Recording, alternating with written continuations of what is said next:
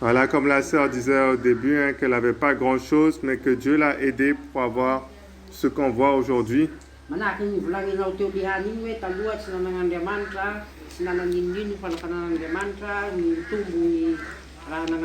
Voilà, du coup, une multitude de versets qui montrent que Dieu veut nous bénir. On en prendra quelques-uns.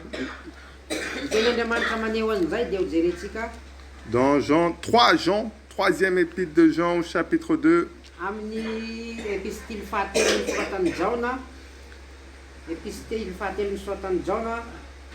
3 Jean, chapitre 3 Jean 2, attends, non, 3 Jean, voilà, 3 Jean, chapitre 3 Jean, le deuxième verset. Le deuxième verset. Voilà. 3 Jean, chapitre 1, verset 2, si vous voulez. Mais...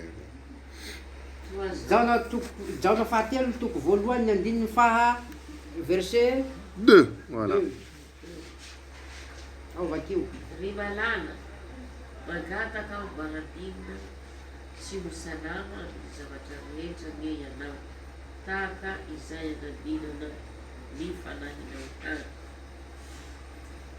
Amen. Voilà, du coup, ça c'était la prière de la personne qui a écrit la lettre. Hein. Je souhaite que tu prospères, que tu sois en bonne santé, comme ton âme prospère.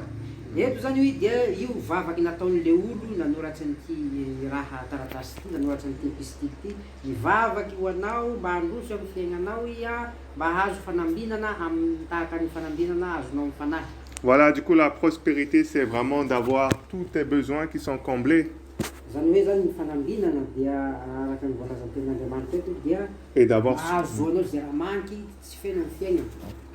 Et d'avoir même au-delà, même pour pouvoir même aider les autres. Ça ne veut pas forcément dire que tu es milliardaire, tout ça, mais que tu as suffisamment pour bien vivre. Tout ça.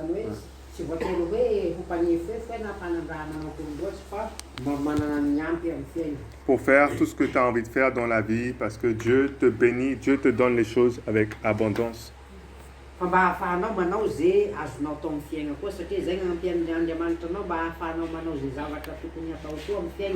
Voilà, du coup j'avais parlé d'une base. Pourquoi on est sauvé? Parce que Jésus a porté nos péchés.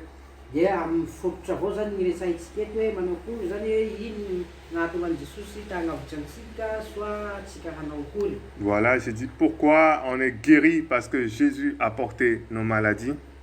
Et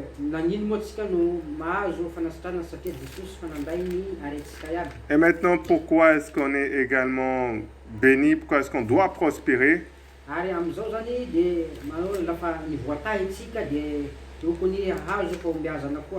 Ben, c'est que la réalité, c'est que Jésus a porté la malédiction.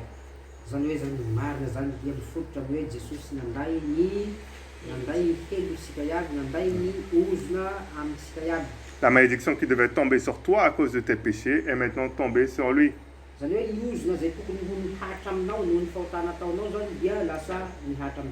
Voilà ce que Paul parlera dans l'épître aux Galates au chapitre 3.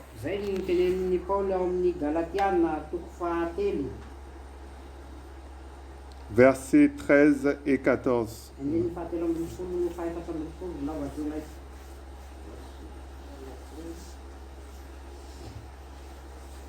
Galates 3, 13, 14. Versets 13 et 14. Voilà, Galates 3, chapitre 3, versets 13 et 14.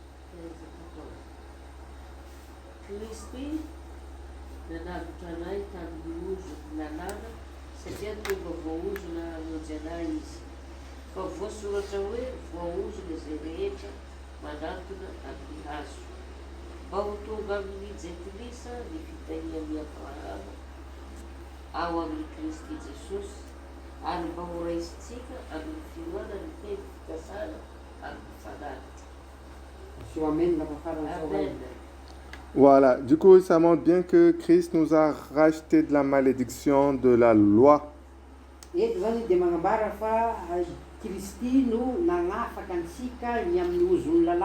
Voilà, parce que Dieu avait donné la loi de Moïse, Dieu avait donné la loi à Moïse.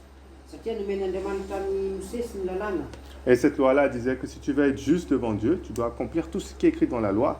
Ary lalàna io zany dia magnambara fa hoe laha ao tena olona marina zay tokony hagnatanteraka zay voalazan'io lalàna io. Et si par malheur tu n'arrivais pas à obéir à un seul de ces commandements, la loi disait que tu es condamné, tu mérites la malédiction. Ka amin'izay fotoan'izay laha nanagny raiky amin'ireo lalàna reo avao zany tsy voatandinao zany dia mendriky ny faizina amin'izay fotoan'izay. C'est pour ça que tous les hommes, à cause de ça, sont pécheurs et méritent l'enfer, le feu. Zay mahatonga ny olo iaby amin'izao fotoan'izay satria tsy mahatandrina ny lalàna eo dia mendriky ny elohina makany amin'ny afo mirehetra mandrakizay. Mais la Bible dira que Jésus-Christ, par son sacrifice maintenant, nous a racheté de la malédiction de la loi. Ny baiboly milaza fa noho ny sorona nataon'i Jesosy amin'ny tenany dia afaka amin'ny ozon'ny lalàna atsika. Et la Bible dira que maintenant, on est juste devant Dieu grâce à la foi. Ary magnambara zany ny baiboly fa lasa marina atsika amin'izao fotoan'izao satria no hamarin'i Jesosy amin'ny alalany izay sorona nataony. Et c'est ainsi que l'apôtre va dire qu'on a été racheté de la malédiction de la loi afin que la bénédiction d'Abraham vienne sur nous, les païens, par Jésus-Christ. Zay mahatonga ny baiboly koa milaza satria ny amin'izay fotoan'izay zany satria nandesin'i Jesosy ny ozona ny lalàna eo tena ambony azo fijaliana mba hahatonga antsika azo ny fitahian'Andriamanitra zay fitahiny nomen'Andriamanitra amin'ny Abrahama lasa mirotsaka amintsika koa zay atao hoe firenena jentilisa. Et comme le péché qui a été porté par Jésus est la maladie, maintenant là aussi, la malédiction, ça doit être fini aussi dans ta vie. Ko satria ny raha nandesin'i Jesosy tambony azo fijaliana iny dia gnaretintsika dia manomboka an'izao koa tsika mahafanty fa tsy gnarety avao fa na ny ozona zay tokony ho niaka amintsika nandesin'i Jesosy iaby. Voilà, si peut-être tu as essayé des choses dans ta vie, tu essaies d'entreprendre des choses avec ta vie, tu vois que ça ne marche pas. La Bible dit que maintenant tu es libéré de la malédiction. Midika zay fa laha misy amin'ny fiaignanao, misy raha ataonao ka tsy mahomby regny, misy raha ataonao zany dia tsy tanteraky regny dia magnambara aminao ny baiboly fa kila raha iaby fa afaka aminao, tsy misy raha tokony hisakatsakanao. Et la Bible dit que maintenant tu es béni comme Abraham a été béni. Ary magnambara ny baiboly fa voatahy manahaka ny tahian'i Abrahama koa iha. Voilà, il y a toute une liste de bénédictions qu'on peut voir dans la vie d'Abraham. Ary misy zany karazana fitahina zay miazon'i Abrahama azo jere iaby hoe iny iaby fitahiany azony. Mais une des choses qu'on voyait, c'est que quelle que soit la chose qu'il faisait, Dieu faisait que ça puisse prospérer et ça marchait. Kanefa tsy ho adinitsika avao koa zany fa mila mamantatra tsika fa ny raha nomen'Andriamanitra iabiaby zany dia afaky mitombo, afaky miamitombo. Voilà, la Bible dit que c'était un homme très riche, qui avait beaucoup de possessions, que Dieu le bénissait beaucoup. Ary magnambara ny baiboly fa Abrahama dia tena olo tena nanan-karena ary maro raha nanagnany tamin'ny andro fiainana. Et la Bible dit que maintenant cette bénédiction-là, vu que toi tu crois au Seigneur Jésus, tu as maintenant la bénédiction d'Abraham. Ary magnambara ny baiboly koa fa laha iha mino manapaka fiainanao amin'ny Jesosy dia mendrika anao koa ny ahazo ary ho azonao koa io fitahianany azon'i Abrahama io. Et maintenant la prospérité, le succès doit t'accompagner dans tout ce que tu fais. Dikan'izay ny fahombiazana zany sy ny fitahina zany ary ny fahazoana zay tokony nanao zay tanteraky raha fa tsika mametraka an'izay filoatsika ny Jesosy. Voilà, c'est pas toi qui cours après la richesse, après l'argent, après la prospérité, mais c'est la bénédiction de Dieu qui te suit là où tu es. Zany hoe tsy iha ro mandià zany mikarikoarikombao hilan'io fitahian'io zany fa io fitahian'io ro magnaraka anao. Et c'est un peu cette promesse-là que Dieu avait déjà parlé aussi au peuple d'Israël. Qu'est-ce qui allait se passer lorsqu'ils suivaient le vrai Dieu d'Israël? Ary fitahian'io avao koa fanambaran'i Jesosy nitononan'i Israely hoe lafa izy ireo zany mitoko tanteraka an'Andriamanitra dia ino raha tokony fitahina ho azon-drozy tamin'izay fotoana. Voilà, on pourra lire ce que Dieu dit dans Deutéronome chapitre 28. Ary afaky mamaky ny bokin'ny Deutéronomia fahavalo amby roapolo tsika ahitatsika ny fitahian'io. Promesse de la bénédiction. Voilà. La 3 jours du temps. Deutéronome 28, versets 13 et 14.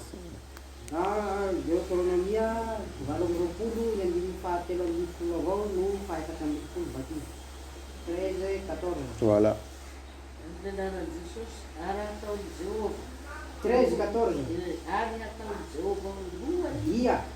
Dia ataony Jehova voalohany ianao fahatsiorako ary ho ambony tokoa ianao Katsoambany. Raha mihay no mididy Jehovah Andriamanitrao, izay andidiako anao anio, ka mitandrina sy manaraka azy. Aza miala miteny rehetra izay andidiako anao anio, na ho amin'ny ankavanana, na ho amin'ny ankavia, hanaraka ny Andriamanikafa, ka hanompo azy. Amen. Voilà, et là, le Seigneur a dit à son peuple d'Israël que parmi toutes les nations, elle serait la tête et non la queue. Dia ambaran'ny Andriamanitra tamin'izay fotoana izay mireto ny Israely reto fa manoloana ny firenena maro samihafa dia roa izy ro lohany fa tsy ho rambony. Voilà, qu'elle sera au-dessus et pas en dessous. Ary tena fandengo-zengony agnabo iny fa tsy ho ambany atoy. Et la Bible dira que maintenant, c'est nous qui croyons au Seigneur Jésus, c'est nous le peuple de Dieu maintenant. Dia ambaran'ny Baiboly fa tsika izay mino an'Andriamanitra, tsika ro vahoakan'Andriamanitra amin'izao. Voilà, l'auteur aux Hébreux dira que nous sommes dans une meilleure alliance que celle qui a été faite avant. Ambaran'ny mpanoratsy ny bokin'ny Hébreu zany fa tsika zany sahala manana reny raiky tsika izay nanagnany. C'est-à-dire ce que Dieu a pu donner au peuple d'Israël avant, maintenant ceux qui sont en Jésus-Christ, il veut donner encore plus. Sa ambaran'ny Baiboly fa izay nomen'Andriamanitra an'ireo fonina taloha reo izay nitoky amindreo dia omena antsika koa amin'izao fotoan'izao lafa mandamby an'i Jesosy tsika. Voilà, et du coup ça c'est quelques raisons qui nous montrent déjà que ce que Dieu veut pour chacun d'entre nous, c'est la bénédiction, la prospérité. Ary zay ny antony mazava tsara zany ahafahantsika mamantatra fa ny tian'Andriamanitra atao amintsika zany dia fitahina sy famonjena fahombiazana. Voilà, ça veut dire qu'il veut des chrétiens qui ont suffisamment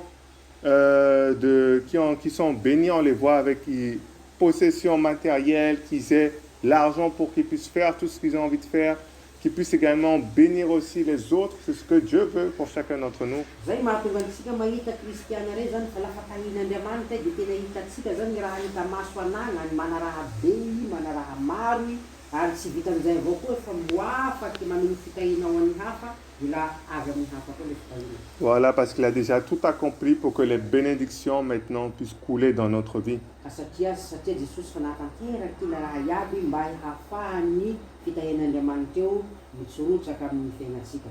Voilà, du coup, pour les bénédictions comme le pardon des péchés et la guérison des maladies, je disais qu'il faut la foi. Manahaky ny fitahina izay azontsika zany ny amin'ny alalan'ny rehefa fahasitranana zany izay omen'Andriamanitra antsika mifototra amin'ny alalan'ny finoana.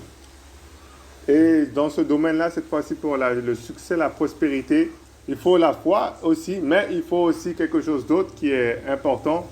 Amin'izay lafin'izay zany dia mahazo ihany koa tsika manahaky ny ahazo antsika amin'izay raha nivolany teo zay, mba mahazo koa tsika amin'ny fitahina sy fanambena amin'ny fiainantsika fa misy raha tokony arahy dia ny finoana. Voilà, parce que je ne pourrais pas vous dire que grâce à la foi seulement, vous serez bénis, vous aurez beaucoup de choses et que Dieu va vous permettre d'aider les autres. Je ne pourrais pas vous dire que c'est grâce à la foi seulement.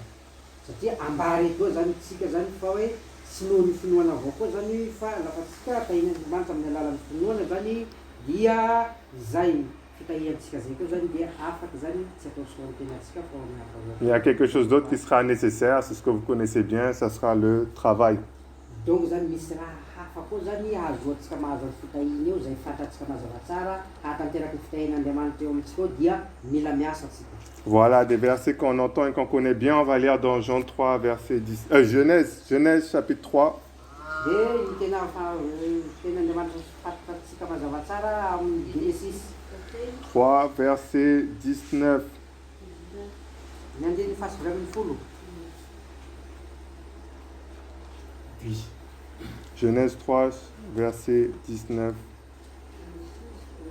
Ny atsembohan'ny tavanao no azoanao hanina mandra-piverinao any amin'ny tany, fa ny tany no nanalananao, fa vovoka ianao ary iverinao ho amin'ny vovoka indray ianao. Amen. Voilà, il disait ici, voilà, tout le monde connaît ça, mais c'est par la sueur de ton front que tu gagneras ton pain. Ary tena raha hainy nang tsy mivavaky mahay an'io zany fa haitsika mazava tsara fa amin'ny alalan'ny atsembohantsika no ahitantsika hany. Voilà la condition que Dieu met maintenant. Si tu veux gagner, réussir dans la vie, ça sera par le travail. Zany hoe zany ny fepetra zany tian'Andriamanitra zany ary takian'Andriamanitra raha tiantsika zany ahazo amin'ny fitahinan'Andriamanitra eo zany dia mila miasa. C'est-à-dire que tu travailles en croyant que Dieu va te donner toutes les choses. Zany hoe miasa zany ka amin'ny alalan'ny asanao igny mila mametraky filoana fa hitahen'Andriamanitra anao asanao igny dia am'izay mahomby. Voilà, pas comme les gens du monde qui travaillent et qui croient en eux-mêmes, qui peuvent tout et qui gagnent tout par eux-mêmes. Tsy manahaky ny raha ny olona eo am'izao tontolo zao zany izay miasa i ka ny vatany avao ro tokisany hoe matetiky ny tena koa fa lafa miezaky dia zaho avao ro mahazo fitahina. Mais ceux qui croient en mettant leur espérance dans le vrai Dieu. Fa tsy zay gn'antsika fa mila milontsika ary ny fanantenanatsika apetratsika amin'Andriamanitra. Voilà, du coup, il y a un autre verset encore, on peut donner beaucoup, hein, mais Proverbe 13, verset 4. Ary misy tandininy misaotra masina maro afaka omentsika fa ijery avao tsika amin'ny ohabolana Proverbe 13, verset 4. ny ohabolana fahatelo ambin'ny folo ny andininy fahaefatsy. Ohabolana telo ambin'ny folo ny andininy fahaefatsy. Ny fanahin'ny kamo maniry fa tsy mba hahazo, fa ny fanahin'ny mazoto ho hatevezina. Amen. Voilà, du coup, il disait que l'âme du paresseux a des désirs, hein, comme tout le monde, on a des désirs, on veut voir si ça dans notre vie. Ambarany mazava tsara eto fa ny fanahin'ny kamo manam-paniriany koa fa hahazo ny raha mahazo raha maro amin'ny fiainany.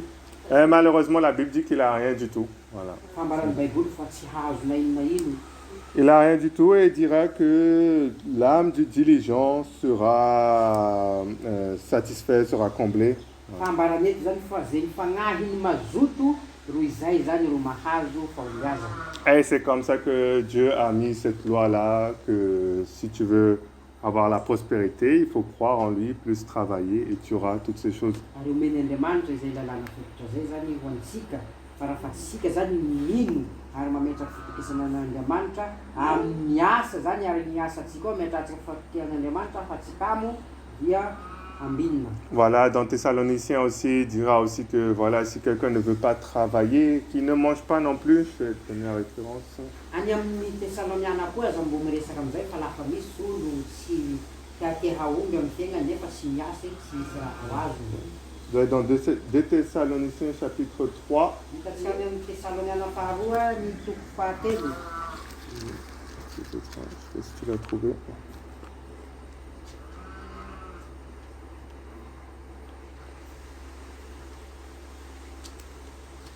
Et Thessaloniciens chapitre 3. Verset 14, ok. Non, c'est un autre. Si quelqu'un ne veut pas manger. Attendez.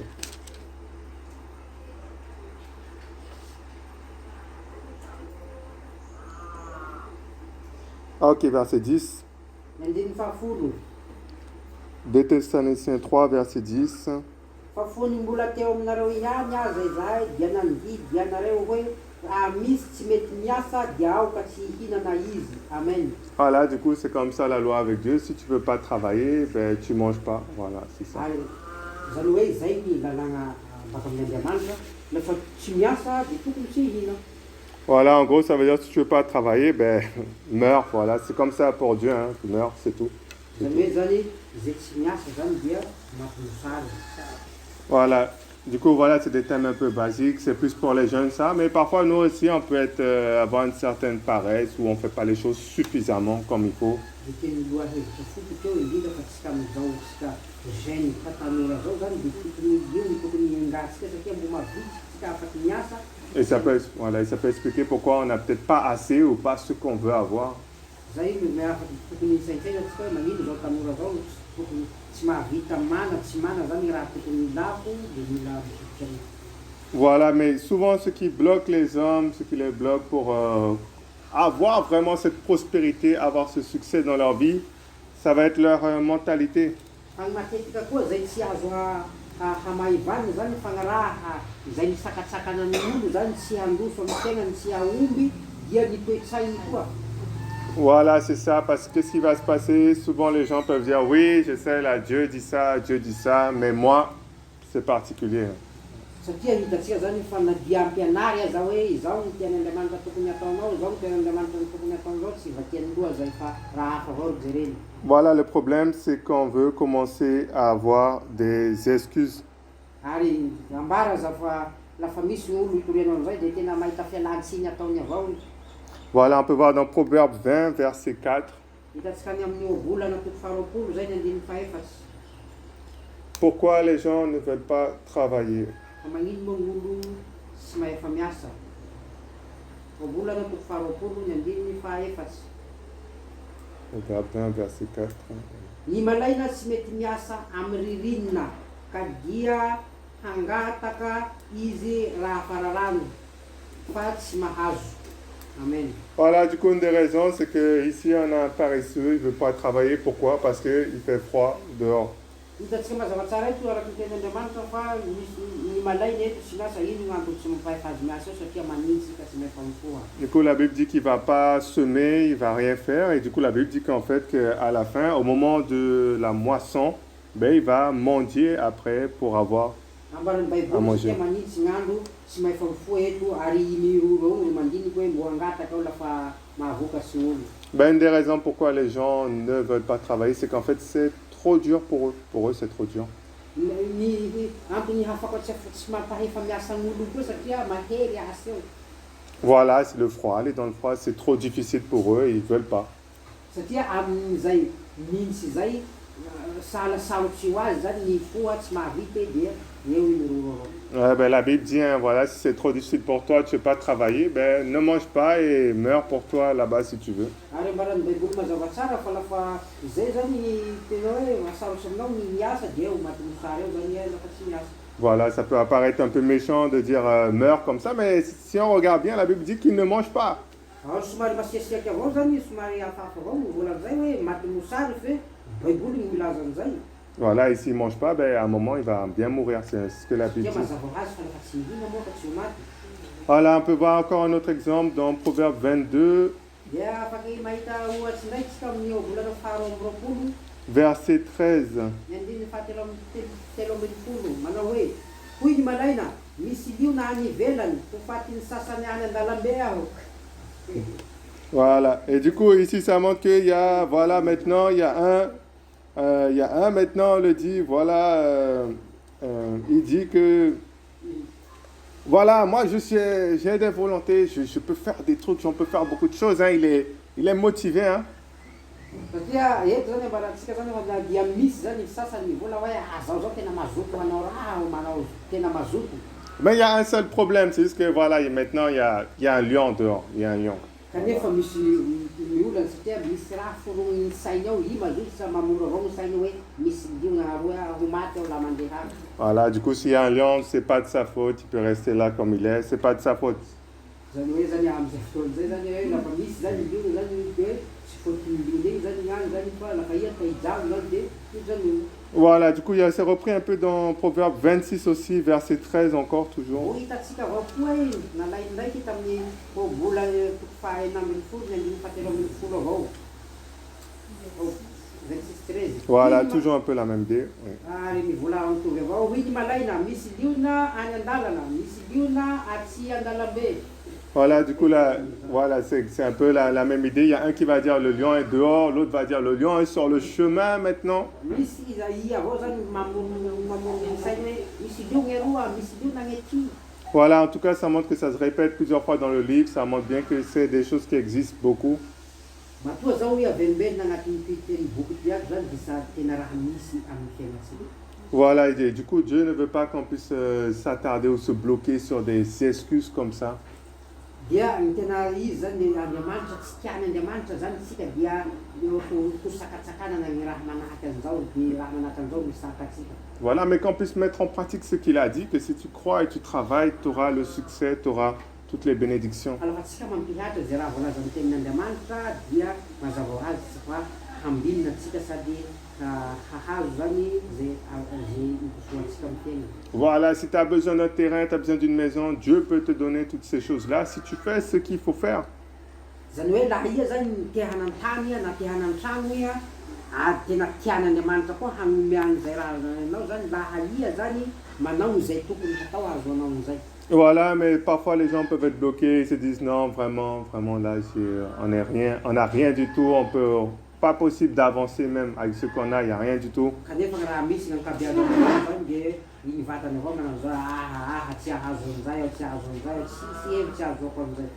Voilà, et c'est là qu'on peut lire l'histoire de la pauvre veuve, hein, ou la veuve simplement, la veuve heureuse même, la veuve dans Marc 12. De ho hitantsika eto zany hamaraky jerisika ny raha ny tantaran'ny vehivavy tonga tena ao Marka 12, chapitre 12, versets 41-44. Marka toko faharoa ambin'ny folo ny andininy faha araiky amby efapolo mijano amin'ny Marka chapitre 12, versets 41 et 44. andininy araiky amby À 44. hein. araiky amby efapolo hatramin'ny fahafatramy efapolo manao hoe ary raha nipetraka tandrifin'ny fandatsahan-drakitra Jesosy dia nijery ny fandatsaky ny vahoaka vola tao izy ary maro ny mpanan-karena nandatsaka be tao fa nisy mpitondra tena malahelo anankiray kosa tonga teo ka nandatsaka farantsakely roa ankevitsy ny arivo venty avy ary Jesosy niantso ny mpianany hanampina azy ka nanao taminy hoe zay ko aminareo marina tokoa fa io mpitondra tena malahelo io no efa nandatsaka be noho ny zay rehetra nandatsaka tao amin'ny fandatsahan-drakitra fa ireo rehetra ireo dia tamin'ny habeny fananany no nandatsahany tao fa izy kosa tamin'ny alahelony no nandatsahany tao izay rehetra nananany dia ny fivelomany rehetra. Amen. Voilà, du coup, Jésus regarde un peu plusieurs personnes qui mettent de l'argent. Eto zany Jesosy dia mijery ny olona rehetra zay nandeha nandatsaka ratsy tao am-piangona. Et là, il observe cette femme-là qui a mis presque rien du tout. Tena mijery an'ity vehivavy tonga tena zay tsy manan'ininy toy. Et Jésus dira qu'elle a mis beaucoup plus que tous les autres. Anambaran'i Jesosy fa io apeleo zany tena nanome be mihoasy ny sasany. Du coup, ça montre que ce que Dieu regarde, c'est pas comme les hommes regardent. Eto zany dia magnambara hoe tsy manahaky ny fijerin'olo zany ny fijerin'Andriamanitra. Voilà, du coup, les hommes voient qu'elle a rien mis aux yeux des hommes et que c'est les autres personnes qui ont mis beaucoup. Amin'ny fahitan'olo azy satria nandatsaky jala kelikely toy dia hoe izy zany nanome kely fa iaby ireo no nanome bevata mihoatra azy. Mais la vérité, c'est qu'aux yeux de Dieu, c'est elle qui a mis plus. Kanefa zany ny tena marina zany amin'ny fijerin'Andriamanitra io tena nanome bevata. Voilà, qu'est-ce que je veux dire par là? C'est que Dieu ne regarde pas qu'est-ce que tu n'as pas, mais Dieu regarde qu'est-ce que tu as. Zany hoe zany iny tiana ampitaina zay Andriamanitra zany tsy mijery zay rehetra misy aminao fa zay rehetra agnatinao. Voilà, parce que ce qui bloque la mentalité des gens, ils se disent si je voulais faire ça, j'aurais besoin de ça, mais ça je l'ai pas. Je veux faire ça, j'ai besoin de ça, ça j'ai pas. Et ils se disent je ne vais faire rien du tout alors. Zay zany misy mipetsaitsika olombelona manakazikazina hoe satria tsy manan'izao dia tsy afaka hianan'izao dia tsy afaka hatanteraka an'izao. Mais la vérité, c'est que Dieu veut savoir qu'est-ce que toi tu fais maintenant avec ce que toi tu as. Fa ny tiana hambara tian'Andriamanitra hataonao eto zany dia hoe ino ny raha zay azonao atao amin'izay raha mba hanagnanao. Et c'est sur cette chose-là après qu'il va te juger, pas sur ce que tu n'as pas. Amin'izay hetsika ataonao zay zany no hitsarany anao zany hoe amin'izay rehetra ataonao. Du coup, tu compares toi comme tu veux avec les autres, mais aux yeux de Dieu, c'est pas comme ça que Dieu fonctionne. Dieu regarde ce que toi tu fais avec ce que tu as, et l'autre ne te compare pas avec lui. Misy fotoatsika zany tia mampitahany le vatatsika amin'olo hoe mampitovy amin'olo hoe satria io manan'izao matoa nahavita an'izao fa zao tsy mana tsy havita an'izao tsy zay tsy manahaka an'izay fijerin'Andriamanitra tsy mampitahanytsika amin'izaniza. Voilà, du coup, il y a la fameuse parabole qui parle un peu de tout ça, et on va relire cette histoire-là en détail. Misy fanoharana zay nilazan'izay. Du coup, la parabole des talents dans Matthieu 25, chapitre 25. Hitantsika amin'ny Matthieu toko faha 5:20 Versets 14 à 30. Oui. Matthieu 25, verset 14 à 30, c'est la parabole des talents. Je crois que vous l'appelez comme ça aussi. Hein. Matthieu 25. Je vais la laisser. Ah, ok. Lire, je vais Oui, laisser, ok. Là, on va dire. 25, 14 à 31. À 38. À 30 tout court. À 30.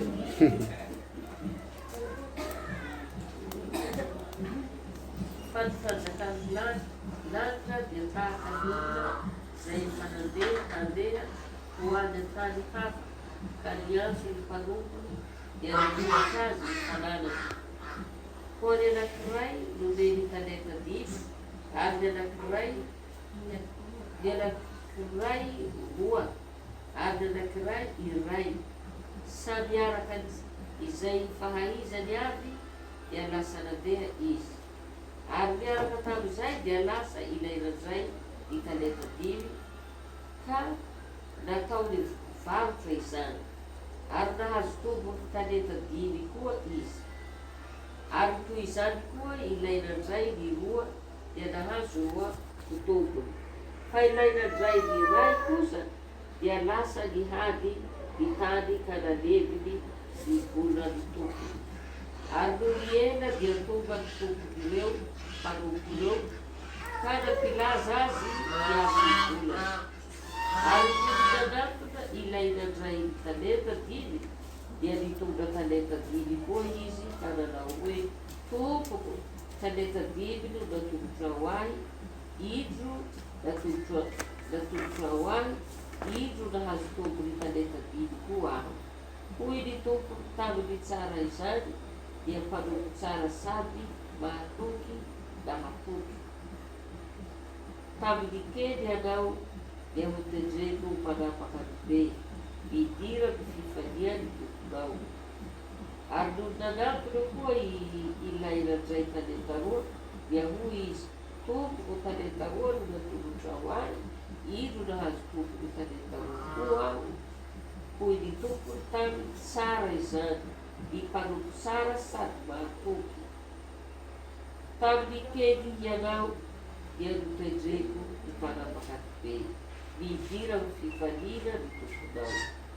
Fa no nanatona kosa ilain'izay ny talenta iray dia nilaza hoe tompoko, fantatro fa olona mila voatsiary ianao, mijija eny amin'izay tsy namafazanao ary nanangona eny amin'izay tsy nanafahanao dia natolotro natahotra aho ka lasa namevina ny talentanao tao anatin'ny tany, indry lasanao ny anao.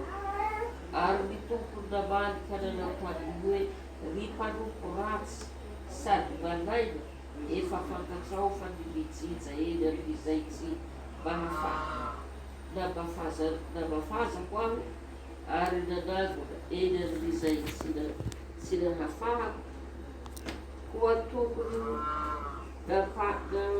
napanana ny volako tamin'ny mpanana vola ianao, ka raha tonga aho dia honandray ny ambany ampanjanany, raha tonga aho honandray ny ampanjanany, koa anao amin'ny talenta dia omeo ilay manana talenta 10. Fa izay rehetra manana dia omena ka hanabe izy, fa izay tsy manana kosa na dia izay ananany aza dia hanainany.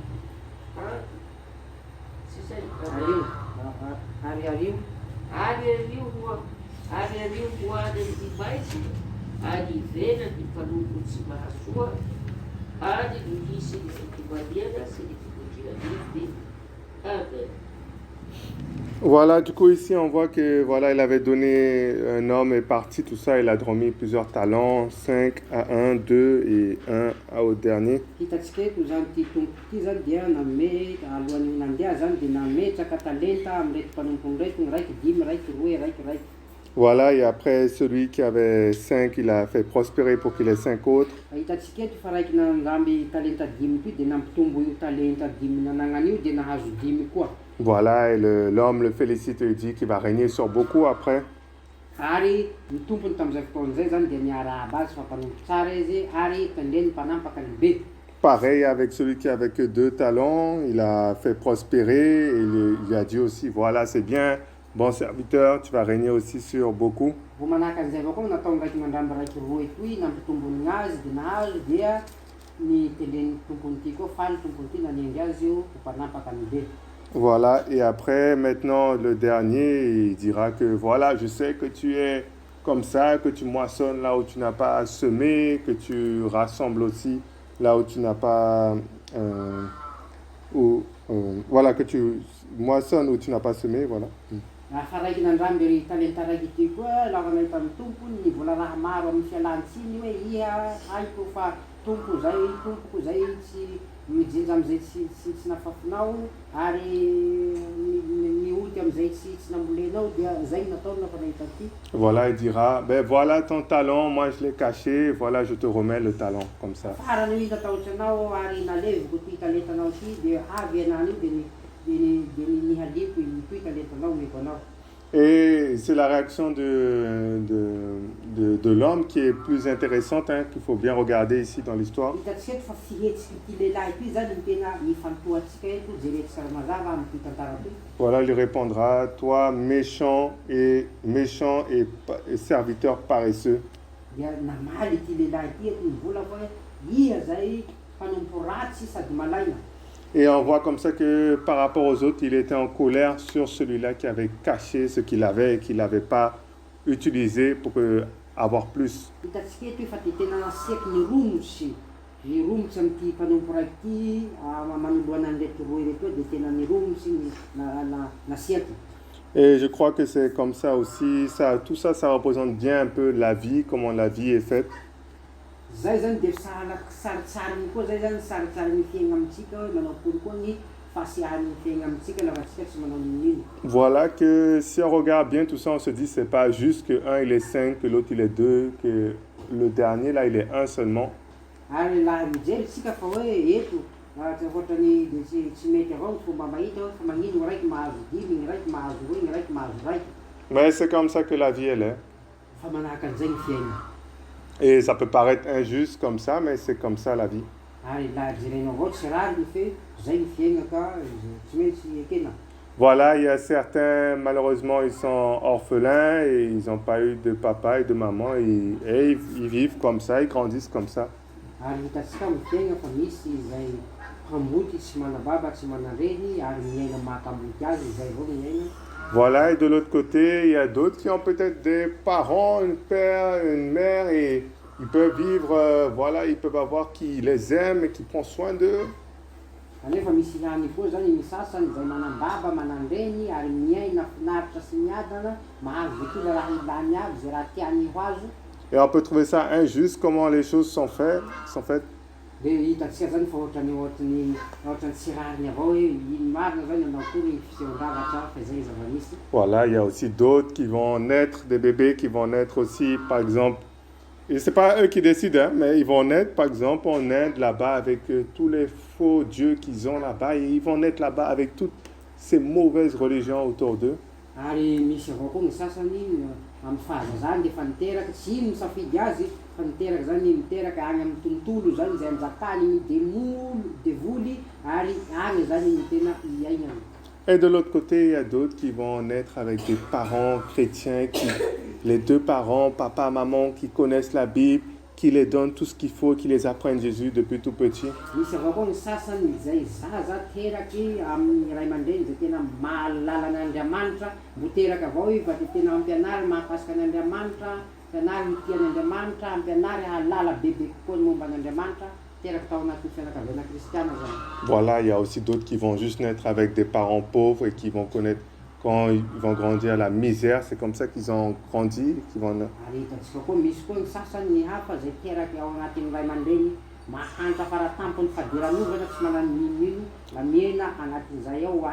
Et d'autres qui vont aussi naître avec chez des parents très très riches et qui vivent leur vie comme ça lorsqu'ils grandissent.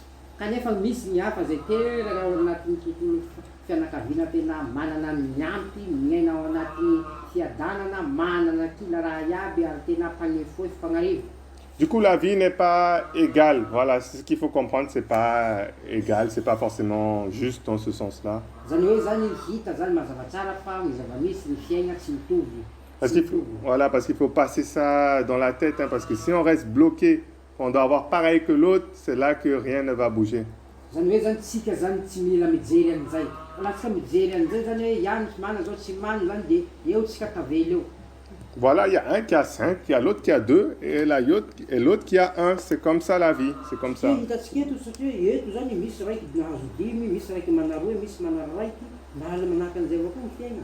Mais on voit ici que l'homme qui avait donné les talents n'était pas fâché contre celui qui était pauvre, contre celui qui avait un seul talent parce qu'il avait un seul talent, mais parce qu'il n'a pas utilisé ce qu'il avait. Zany hoe ity lehilahy ity tetoa tsy nasiako hoe tsy maha hoe namea raiky zany ka mamahanitra azy ho nampasiaka azy fa masiaka zany ity olo ity satria tsy nampiasainy zany raha nameagna azy. Et ça, je crois, c'est ce qui peut bloquer beaucoup parce qu'ils se disent j'ai tellement peu que tu veux que je fasse quoi? Et on fait quoi avec ça?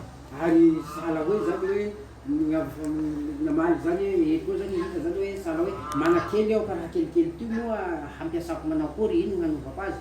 Et c'est là que Dieu veut justement que nous puissions, même si on a la plus petite chose qu'on a, mais qu'on puisse l'utiliser pour Dieu. Zay tian'Andriamanitra ataontsika eo na dia namiany kely tsika na kely namiany anao ampiasao zany ampiasao amin'ny fahalalanao azy. Et c'est là qu'après Dieu pourra multiplier le plus petit et le faire devenir très grand.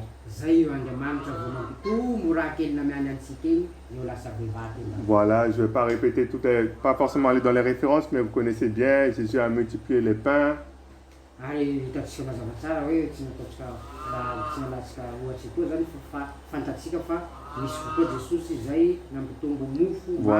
Voilà, et on sait qu'il n'a pas fait ça qu'une seule fois. Hein.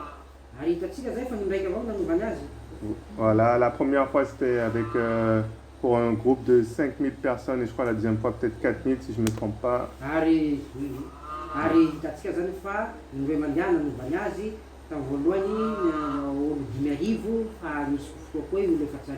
Oui, je crois que la première fois c'était 5 pains et 2 poissons et la deuxième fois il y avait 7 pains. Bon, j'ai oublié le nombre de poissons mais je pourrais revérifier.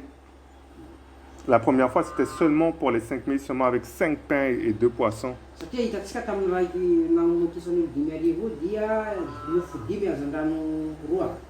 Du coup, ça nous montre bien qu'avec le tout petit peu que tu as, Dieu peut le multiplier si toi, tu es prêt à faire ce qu'il faut avec.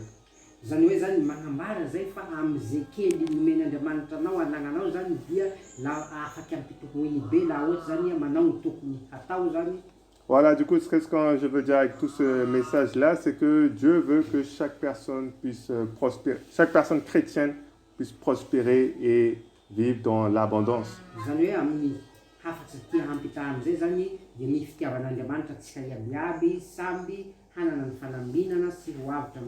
Voilà, mais pour ça, ça passe par, bien entendu, la foi en Jésus, mais par le travail également.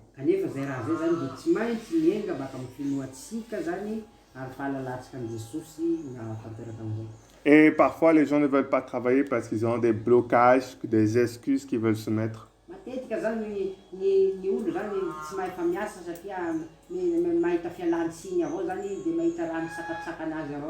Et Dieu veut qu'on puisse comprendre qu'il ne regarde pas ce qu'on n'a pas, mais il regarde ce que nous, on a maintenant.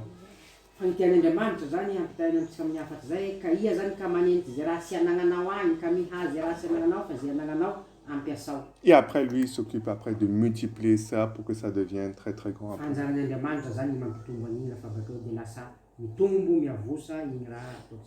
Voilà, du coup, ça c'est le message, ça c'est un peu la partie un peu, on va dire, théorique, verset, tout ça.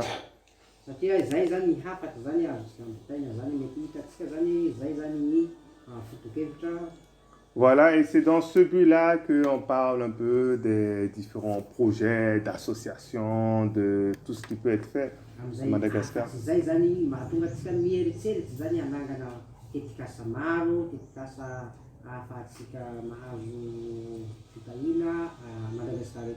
Voilà, parce que l'objectif c'est de pouvoir, comme Dieu disait, si on veut le succès, ça passe par le travail du coup, de pouvoir voir les moyens qu'on peut faire pour mettre en pratique tout ça et que les gens puissent travailler.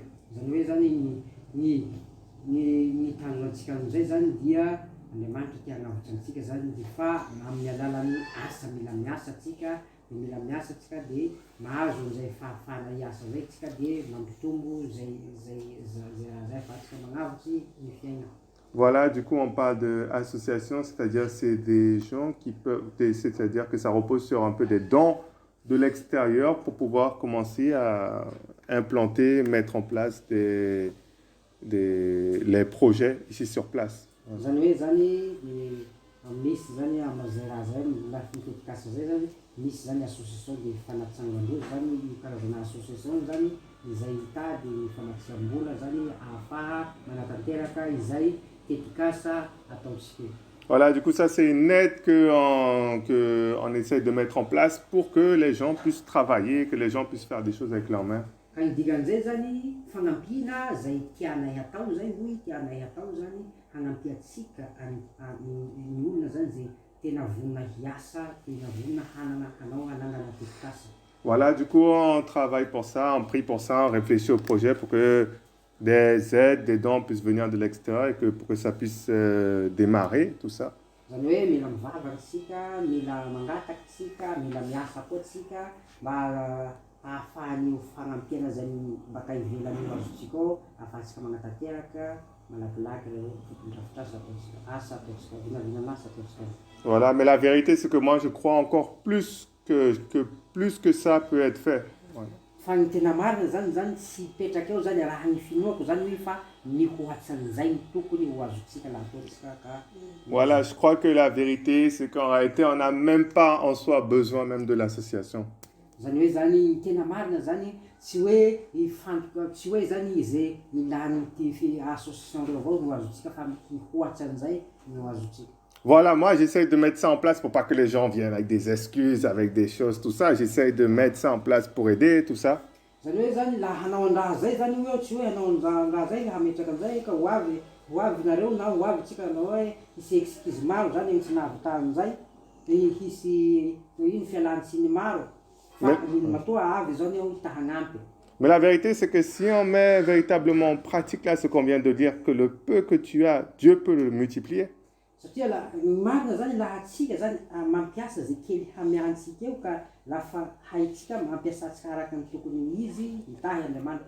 C'est qu'en réalité, on n'a même pas besoin en fait de dons de l'extérieur, on n'a même pas besoin de tout ça. Le peu qu'on a, Dieu peut le multiplier si on est persévérant, si on est déterminé pour faire ce que Dieu dit. Misy zao izay fagnampiana zay zany laha atsika na atsika zany hoe vonona hampiasa zay ampialan-tagnatsika, vonona hampiasa zay kely anagnatsika dia matoky ao hoe fa na am'izay fotoan'izay na fagnampia zany tsy mila atsika fagnampia ivelany. Du coup, oui, je suis pour l'association, je suis là pour soutenir tout ça, pour essayer de faire les choses.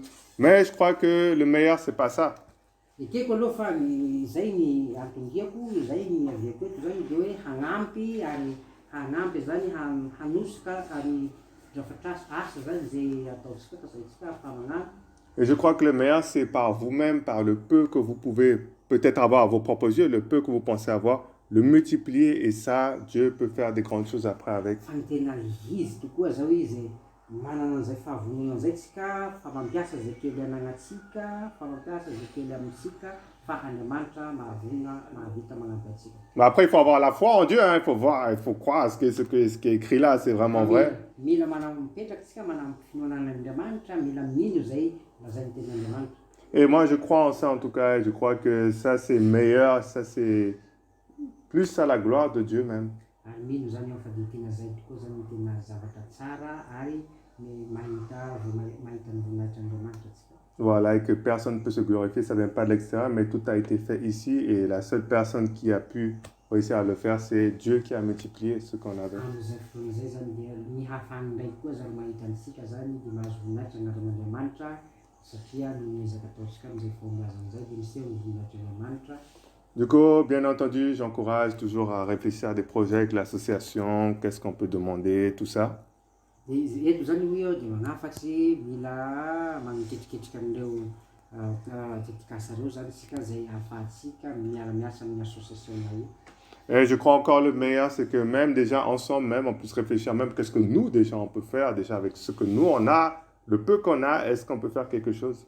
Zany hoe zany de ny tena izy zao hoe manampy hoe afaky mikombona zany, afaky mivombona zany, sika zany hoe mahavita zay kely amitsika eo zany mieritseritsy hoe toy ny kely amitsika zao mananatsika de ino no tokony ataontsika. Ary io tsy resaky drala avao.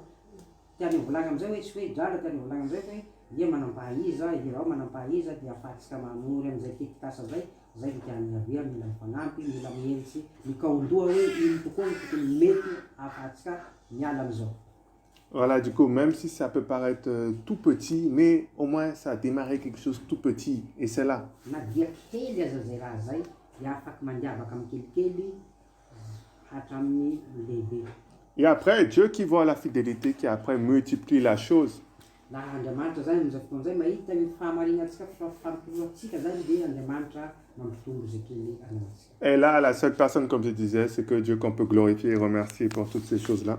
Amin'izay fotoana zay zany mahazo voninahitra agnaran'Andriamanitra, mahazo dera laza noho izay zay raha zay. Voilà, du coup, moi, je suis prêt. En tout cas, si vous voulez parler de ça avec moi, je suis prêt à entendre. Et ça me motive encore plus même parce que ça, c'est vraiment montrer que Dieu est capable vraiment de faire l'impossible même. Hein. Ala zay raha zay koa zao hoe misy faly ao la mary an'izay mivolanareo hoe zay misy kely nataonay depuis nihetsiky nataonay dia mbapenanao tena faly zany ao mary an'izay. Voilà, encourager dans les idées, encourager dans ce qui peut être fait, dans le spirituel, dans le moral, dans toutes ces choses. Moi, je suis là en tout cas avec vous. Hein. Zany hoe zany dia mifankahery, mifagnanatsy amin'ny alalan'ny tenin'Andriamanitra, amin'ny alalan'ny fahalalana zay tsaiky fazaranatsika zany dia zay ny tian'Andriamanitra takian'Andriamanitra ataotsika. Voilà, je ne veux pas rester seulement dans beaucoup de versets, des trucs comme ça, mais on veut voir le résultat, on veut voir le résultat sous nos yeux, on veut voir le succès, on veut voir ce que Dieu dit. Marina fa niresaka tsika tenin'Andriamanitra maro momba n'izay raha zay zany fa ny tena izy zany mila mahita vokatry tsika, mila mahita fombiazana tsika fanambina, mila hitatsika maso reo. Voilà. Voilà, parce qu'on croit si Dieu est avec nous, qui peut être contre nous, ça doit marcher. Satria fantatsika fa raha fa Andriamanitra miaraka amintsika iza moa hahatolotra antsika kila raha ataontsika iaby dia mandroso. Voilà, une fois qu'on a retiré la pauvreté de nos pensées, maintenant on pense comme quelqu'un qui réussit, ça va réussir. Zany hoe zany manomboka am'izao tsika fa mila magnala ny toe-tsaina zay toe-tsaina fijalia zay agnatsika ao fahantrana zay mila sitonitsika latsika ao zay mila mieritseritsika hoe tsy mahandro aho fa mano.